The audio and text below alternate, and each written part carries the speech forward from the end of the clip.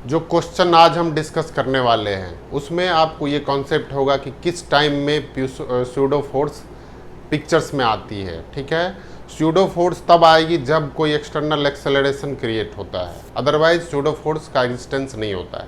तो ये जो एग्जाम्पल है क्वेश्चन नंबर 14 है, क्वेश्चन नंबर 14 में जो है सो स्यूडो फोर्स से रिलेटेड है। ठीक है, तो इसमें है कि देखिए पहले क्वेश्चन समझने का कोशिश करते हैं। A pendulum of mass 50 gram is suspended from the ceiling of an elevator. ये सेलिंग ऑफ एलिवेटर है, ठीक है, और इसमें एक मास 50 ग्राम का पेंडुलम सस्पेंड किया गया हुआ है। ठीक है, 50 ग्राम का है। ठीक है, find the tension in the string. अभी इसमें आपको टेंशन, स्ट्रिंग का टेंशन निकालना है जब केस है कि goes with acceleration 1.2 meter per second square. जब 1.2 मीटर पर सेकेंड स्क्वायर में ये जब ऊपर की तरफ जाएगा, है ना, 1.2 मीटर पर सेकेंड स्क्वायर, तो इसमें आपको निकालना है टेंशन इन द स्ट्रिंग। तो सबसे पहले नॉर्मल स्टेट में हम देखते हैं।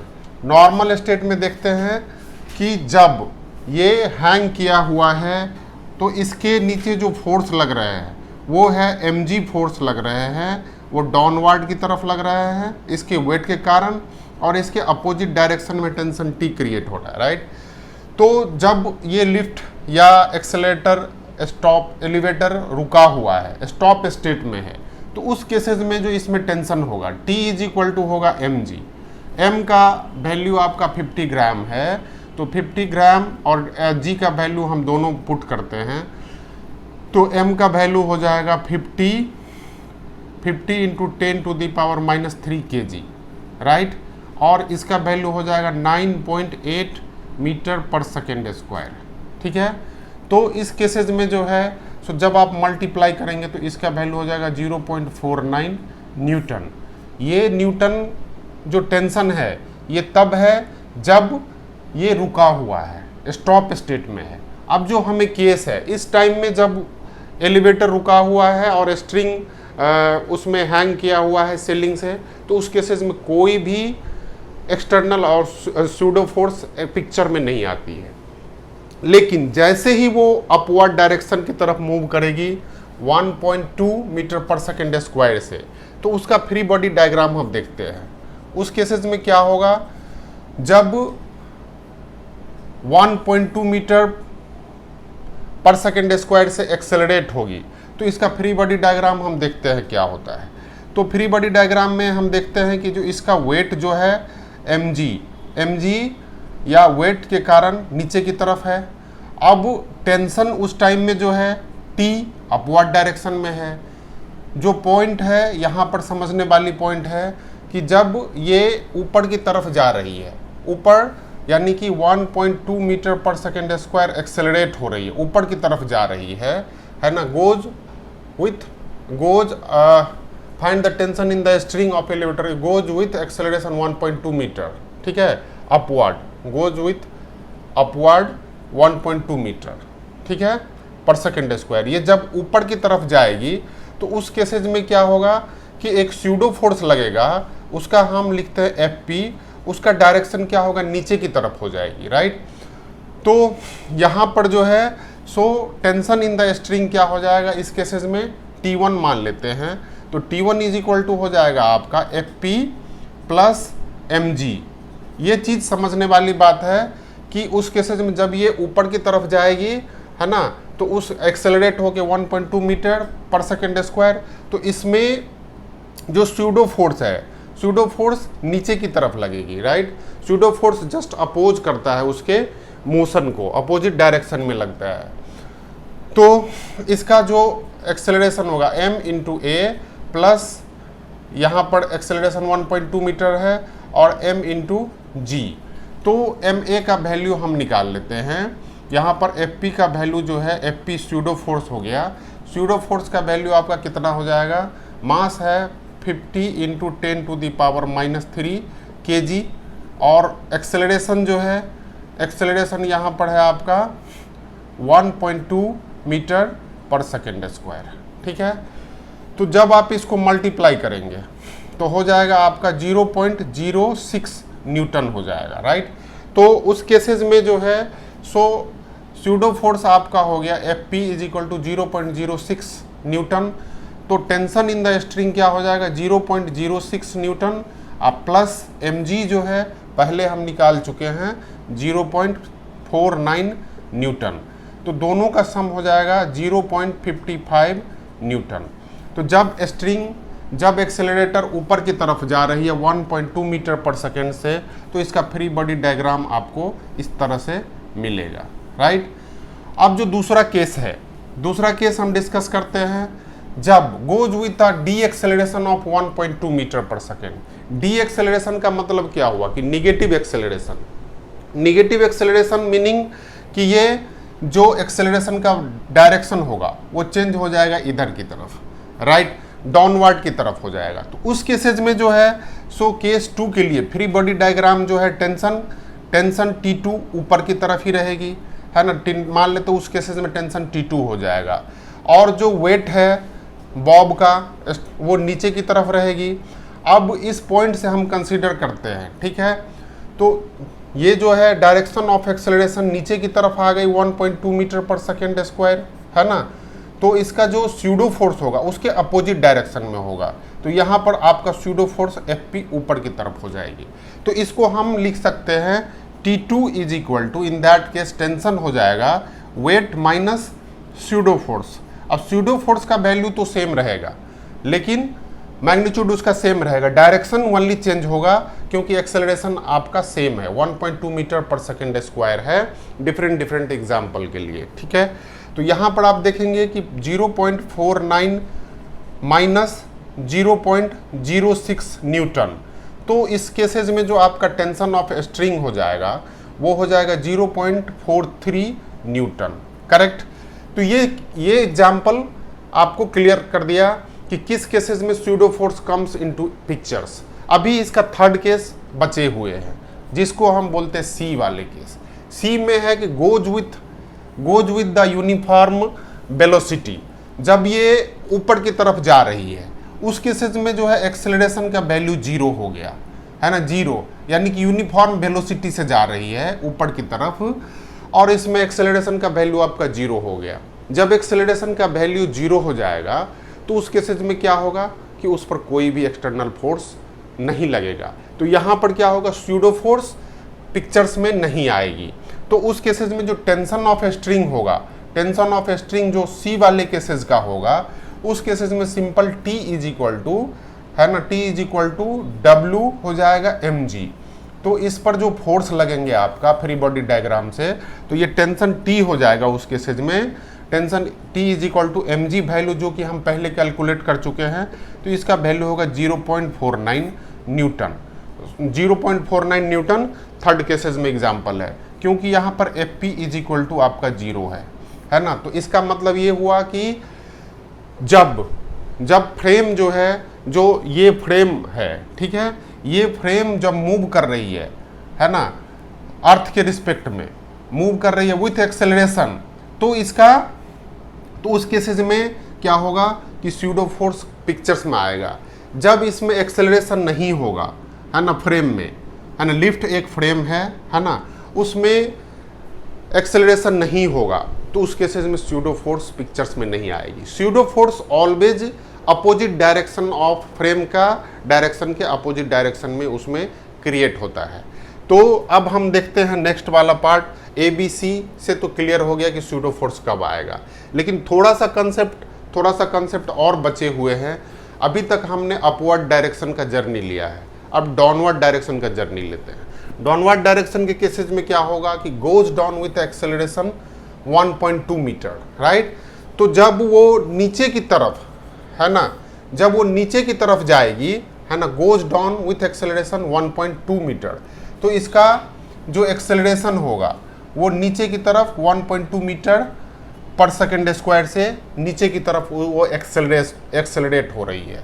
तो जब ये नीचे की तरफ होगी उस केसेज में स्यूडो फोर्स का डायरेक्शन ऊपर की तरफ हो जाएगा, राइट। तो हम इस एग्जाम्पल को और भी आसानी से फ्री बॉडी डायग्राम के थ्रू समझ सकते हैं। ये आपका जो टेंशन T3 है, T3 मान लेते हैं, ये हो गया, और Fp जो मैग्नीट्यूड है वो तो सेम रहेगा, वो ऊपर की तरफ हो जाएगा क्योंकि एक्सेलरेशन नीचे की तरफ है, राइट। और इसका W is equal to weight हो गया, वेट ऑफ द बॉब। तो इस केसेस में जो टेंशन T3 स्ट्रिंग में होगा, T3 इज इक्वल टू होगा W minus FP, right. FP का वैल्यू जो है आपको पता है, W का भी वैल्यू हमने निकाल लिया, W मतलब वेट ऑफ द ऑब्जेक्ट 0.49 और FP इज इक्वल टू कितने हैं 0.06 न्यूटन। तो इसका वैल्यू जो आप अगर कैलकुलेट करेंगे तो सिंपल है 0.43 न्यूटन हो जाएगा उस केसेस में। तो जब ऑब्जेक्ट नीचे की तरफ जाएगी तो स्यूडो फोर्स ऊपर की तरफ लगेगा। जैसे आप कोई लिफ्ट में है ना, लिफ्ट में बैठे हुए हैं और जब वो लिफ्ट नीचे की तरफ जा रही है तो आपको फील होगा वेट लॉस का, ड्यू टू दैट रीजन, क्योंकि स्यूडो फोर्स हमारे अपोजिट डायरेक्शन में लगता है, वो हमें मोशन के अपोजिट डायरेक्शन में लगता है, इसीलिए आपको वेट लॉस का फील होता है, ठीक है। नेक्स्ट जो सेक्शन, नेक्स्ट पार्ट है ई है, goes down with the acceleration deceleration 1.2 metre. तो goes down with deceleration, D acceleration का मतलब क्या हुआ कि एक्सेलरेशन टू अपवर्ड, ये नीचे की तरफ डी एक्सेलरेशन था तो एक्सेलरेशन का डायरेक्शन अपवर्ड हो गया। जब एक्सेलरेशन का डायरेक्शन अपवर्ड हो जाएगा उस केसेज में क्या होगा, उस केसेज में आप देखेंगे कि जब कोई ऑब्जेक्ट एक्सेलरेशन का डायरेक्शन अपवर्ड हो गया तो स्यूडो फोर्स का डायरेक्शन क्या होगा, नीचे की तरफ हो जाएगा। तो उस केसेज में टेंशन अगर T4 हम मानते हैं तो T4 is equal to weight और FP नीचे की तरफ रहेगा, राइट। तो इसमें E इज इक्वल टू आपका T4 इज इक्वल टू क्या हो जाएगा W प्लस FP। तो इसका वैल्यू हो जाएगा 0.49 प्लस 0.06 न्यूटन, दैट मीन्स ये हो जाएगा आपका 0.55 न्यूटन।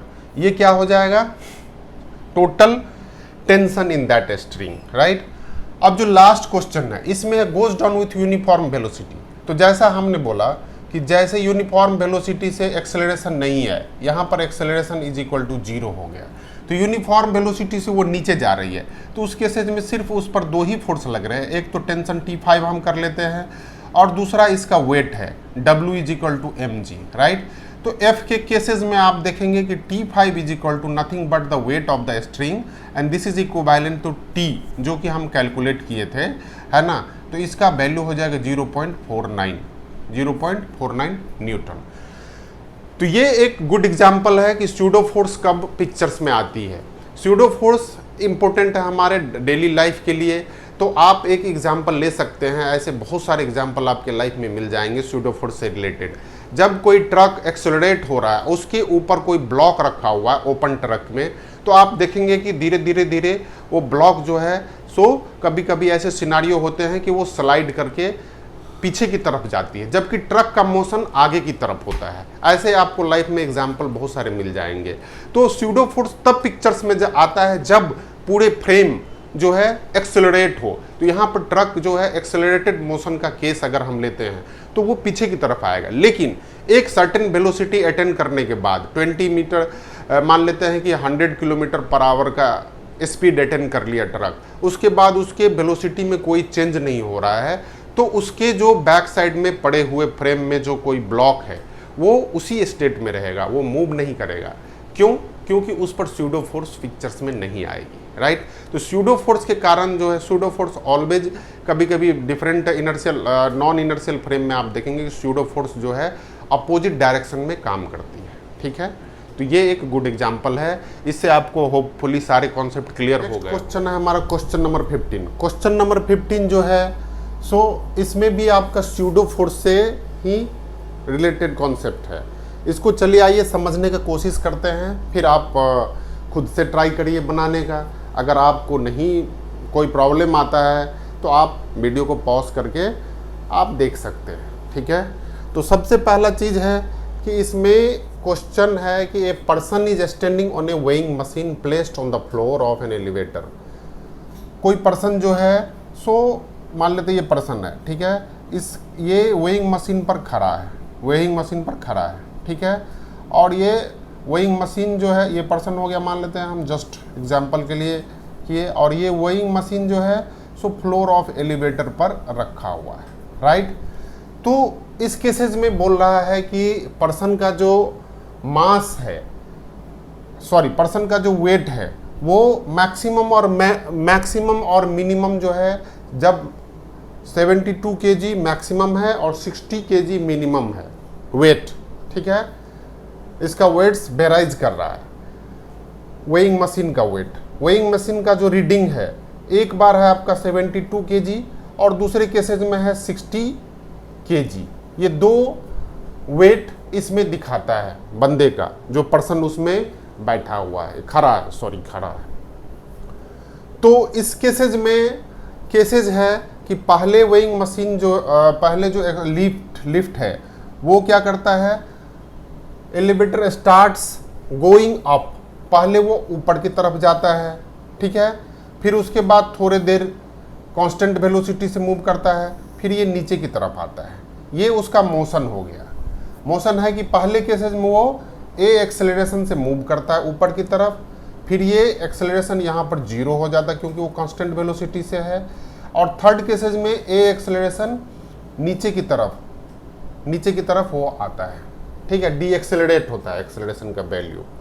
तो केस वन में जो है, सो हम केस 1 में देखते हैं कि उसका जब वो एक्सेलरेट हो रहा है ऊपर की तरफ, ए एक्सेलरेशन से मूव कर रहा है, दिया हुआ है कि एक्सेलरेशन और डी एक्सेलरेशन का वैल्यू सेम है, तो हम यहाँ पर एज्यूम करते हैं कि ए इज द एक्सेलरेशन और एक्सेलरेशन है। Let a is the acceleration और डी एक्सेलरेशन, जब वो नीचे आता है तो डी एक्सेलरेशन मानते हैं। तो उस केसेज में आप फ्री बॉडी डायग्राम करते हैं कि drawing free body diagram for किस केस के लिए, है ना, एलिवेटर स्टार्ट गोइंग अप वाले सिनारियो के लिए फ्री बॉडी डायग्राम करते हैं, ठीक, ड्रॉ करते हैं। ये लेते हैं हम वेट W ले लेते हैं, यहाँ पर वेइंग मशीन पर जो W वेट दिखा रहा है, इसको W1 ले लेते हैं, ठीक है। और इस केसेज में जो इसके ऊपर लगेगा, है ना, ये ऊपर की तरफ जो फोर्स होगा, ठीक है, वो फोर्स क्या होगा, जब वो ऊपर की तरफ जा रहा है तो इसके ऊपर में कुछ भी फोर्स नहीं लगेगा, ये स्यूडो फोर्स का डायरेक्शन क्या होगा, नीचे की तरफ होगा, FP, है ना। जब एक्सेलरेटर ऊपर की तरफ मूव करेगा तो स्यूडो फोर्स का डायरेक्शन नीचे की तरफ आ जाएगा, ठीक है।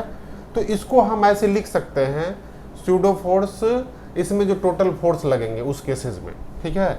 तो स्यूडो फोर्स आपका जो वैल्यू हो गया, FP का वैल्यू होगा, है ना, FP का वैल्यू होगा MA, मान लेते M is the where and M is the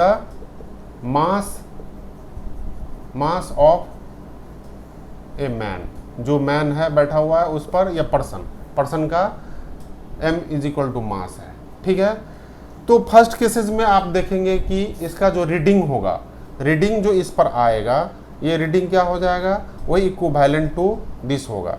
तो इसका एक तो W जो है सो क्या हो गया, mg हो गया, है ना, और FP is equal to MA हो गया। दो फोर्स लग रहे हैं, जो इसमें जो रीडिंग डिस्प्ले करेगा वो ये रीडिंग डिस्प्ले करेगा, उसको हम यहाँ पर टेंशन लिख सकते हैं। तो टेंशन इस केसेस में क्या होगा कि मैक्सिमम हो जाएगा। तो आप देखेंगे कि उस बंदे का जो वेट होगा, वेट यहाँ पर कितना हो जाएगा, 72 kg। तो फर्स्ट केसेस में 72 G लिख सकते हैं हम, 72 G इज इक्वल टू क्या होगा, mg माइनस MA, ठीक है। या इसको हम ऐसे लिख सकते हैं, mg minus MA is equal to 72 G, sorry minus नहीं प्लस, दोनों ऐड हो गया। इसका जो वेट होगा नीचे की तरफ होगा, तो इस केसेस में हम इसको इक्वेशन 1 मानते हैं, ठीक है। दोनों नीचे की तरफ दिखाएगा, जब वो ऊपर की तरफ, ये ए एक्सेलरेशन से ऊपर की तरफ मूव कर रहा है तो स्यूडो फोर्स नीचे की तरफ लगेगा, और दूसरा इसका मास के कारण इसमें वेट क्रिएट होगा, वो भी नीचे की तरफ डायरेक्शन होगा। तो जो इस दोनों का सम होगा वही उसका रीडिंग होगा। तो इस केसेस में मैक्सिमम रीडिंग होगा जब ऑब्जेक्ट ऊपर की तरफ, जब लिफ्ट ऊपर की तरफ मूव करेगी तो उसका रीडिंग जो होगा वो मैक्सिमम होगा, राइट। तो ये मैक्सिमम रीडिंग ही आपका 72 kg मैक्सिमम वेट हो गया। 72 kg को अगर आप G से मल्टीप्लाई कर देंगे तो ये हो जाएगा आपका वेट उस लिफ्ट वेइंग मशीन में, ठीक है। अब नेक्स्ट जो केसेज है, cases when free body diagram for downward या डी एक्सेलरेटेड मोशन। दूसरे केसेस में क्या करता है, डी एक्सेलरेट करता है, डी एक्सेलरेटेड मोशन। तो डी एक्सेलरेटेड मोशन में जो होगा वो क्या हो जाएगा, यहाँ पर आप देखेंगे कि W = mg तो फिक्स रहेगा, और जब डी एक्सेलरेट होगा तो डी एक्सेलरेट का मतलब क्या हो गया कि वो नीचे की तरफ उसका एक्सेलरेशन हो जाएगा। जब नीचे की तरफ एक्सेलरेशन होगा तो उस केसेज में क्या हो जाएगा आपका, यहाँ पर T' मान लेते हैं, और जो कि रीडिंग हो गया, रीडिंग ऑफ मशीन, उसमें वेट अगर मल्टीप्लाई कर देंगे G तो और इसका FP का डायरेक्शन ऊपर की तरफ हो जाएगा, राइट। तो अब आप इसको लिख सकते हैं mg - ma = क्या होगा 60g। इसको हम लिख सकते हैं T1 = 60g। रीडिंग 60 kg है, लेकिन उसको वेट से g से मल्टीप्लाई करेंगे तब आपका वेट निकलेगा। ये इक्वेशन 2 हो गया, राइट। तो इक्वेशन 1 और 2 को अगर आप ऐड करते हैं, adding equation 1 and 2, adding equation 1 and 2, तो आपको क्या मिलेगा, जब आप ऐड करेंगे तो 2mg हो जाएगा, ये -ma कैंसिल हो जाएगा, और ये हो जाएगा आपका 2 और 132g हो जाएगा। तो आप देखेंगे कि g दोनों में कॉमन है, तो उसको हमने क्या किया, डिस्कार्ड कर दिया। तो m = क्या हो गया 132/2 kg। दैट मीन्स कि मास जो ऑब्जेक्ट का है, जो बंदे का है, वो 66 kg उसका मास हो जाएगा। जो मशीन पर बैठा हुआ जो खड़ा है, सॉरी स्टैंडिंग पर्सन है, पर्सन का जो मास हो जाएगा 66 kg। तो पहला आंसर ये निकल गया, आपको मास निकालना था, फाइंड द ट्रू वेट। तो ट्रू वेट जो है सो 66 kg हो गया। जो पहले था 72 और 60 रीडिंग दिखा रहा था, इसके बदले अब ये 66 इसका ओरिजिनल वेट है बंदे का। दूसरे केसेस में आपको एक्सेलरेशन निकालना है, तो एक्सेलरेशन निकालने के लिए हम क्या करेंगे, सब्ट्रैक्टिंग कर देते हैं, सब्ट्रैक्टिंग इक्वेशन 2 फ्रॉम इक्वेशन 1। तो सब्ट्रैक्ट जब हम करेंगे तो क्या हो जाएगा, आप देखेंगे कि ये हो जाएगा 2ma जी वाले कैंसिल हो जाएंगे, और ये हो जाएगा 72 में से 60 चला जाएगा, तो ये हो जाएगा 12g, राइट। तो इस केसेज में आप देखेंगे कि a का वैल्यू जो हो जाए, सॉरी यहाँ पर एक्सेलरेशन निकालना है, तो a का वैल्यू जो हो जाएगा वो हो जाएगा 6 × g का वैल्यू आपको बोला है 9.9 लेने के लिए, तो 9.9 ले लिए, और यहाँ पर एक्सेलरेशन मास जो है 66 लेना था हमें, तो मीटर पर सेकेंड स्क्वायर हो गया। तो यहाँ पर जब आप इसको कैलकुलेट करेंगे तो ये अराउंड हो जाएगा आपको 0.9 metre per second square approximately, ये आपका एक्सेलरेशन होगा। तो ये एक्सेलरेशन का वैल्यू होगा 0.9 मीटर पर सेकेंड स्क्वायर, या तो एक्सेलरेट या डी एक्सेलरेट, वैल्यू सेम लेना है। आपको बोला कि फाइनली स्टॉप, लेकिन इंपॉर्टेंट चीज़ यहाँ पर देखेंगे कि assuming that the magnitude of acceleration and de acceleration are same, magnitude same लेना है, डायरेक्शन चेंज होगा। तो इस केसेज में जो आप देखेंगे कि जो आपका जो वैल्यू हो गया, एक्चुअल वेट हो गया, वो 66 kg हो गया, और जो एक्सेलरेशन होगा 0.9 मीटर पर सेकेंड स्क्वायर से होगा, ठीक है। Thank you.